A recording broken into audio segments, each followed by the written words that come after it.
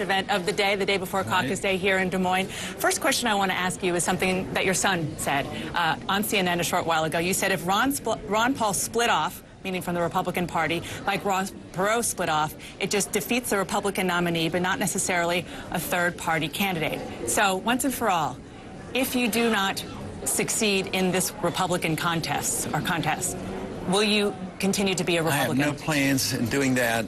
Tomorrow is a big day. We're going to see what happens, but I have no intention of doing that, no plans and no desire, and flat out I don't want to. Okay, because before you've been a little bit circumspect. You've run as a libertarian before. Right, and I've never spoken in absolutes. I mean, I have no plans to do and no intention of doing it, and I would not see myself doing that. Now, this is the first time in this last stretch that you've been out with your dad. What do you expect to say to the voters, and what do you hope that your message will be in these closing hours?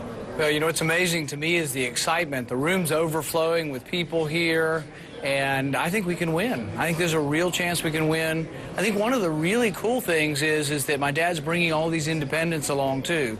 Not only Republicans, but independents. That's how you win elections. You can't win with just Republicans.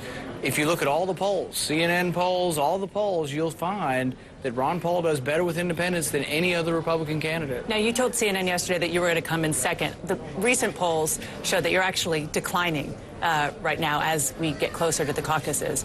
And one of the reasons is because Rick Santorum is surging. You've been hitting Newt Gingrich in your ads. You have been hitting Mitt Romney in your ads, but not Rick Santorum. Is he a surprise? You know, I always am amazed at how you pick and cite certain things, because I read one night, just a few minutes ago, it was the most recent one, they said that we were in first place. So, you know, I see the citing a poll sometime as orchestrated for a purpose. Well, you're right. Now, it's a tight race. It's in three places. Anybody could win out of those three. But we're excited about the enthusiasm, so... Rick Santorum is a former senator. You know what it's like to serve in the Senate. You know what it's like to serve in the Congress. Why wouldn't he be a good Republican nominee? Because he's very liberal. Rick Santorum's liberal? Oh, I mean, have you looked at his record? Go look at his record. I mean... What makes him liberal? He spends too much money. I mean, he wasn't leading the charge to slash the budgets and vote against big government. What do you think about him? You know, he voted to double the size of the Department of Education.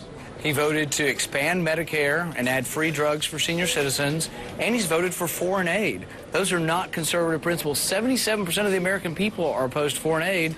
And Rick Santorum's voted for it every time it's come down. I just have one last question on the substance. I was talking to a very well-plugged-in Republican here in Iowa who told me that one of the reasons why you're losing support in these waning days is because of your with Republicans is because of your foreign policy, specifically on Iran. So my question for you is, what would a President Paul do if Iran were to get a nuclear weapon? That's a long answer. We're running out of time. Just come to the meeting we're going to have. If I mention anything about the troops and coming home and stopping the wars, you'll get the loudest applause, and that's why my crowds are growing, because I have a different foreign policy. I have the old right foreign policy. I have the foreign policy of George W. Bush of 2000, when he says, no nation building, no policing the world, no entanglements, none of these wars. That's what he ran on. That's why the Republican Party does support this. They have in the past.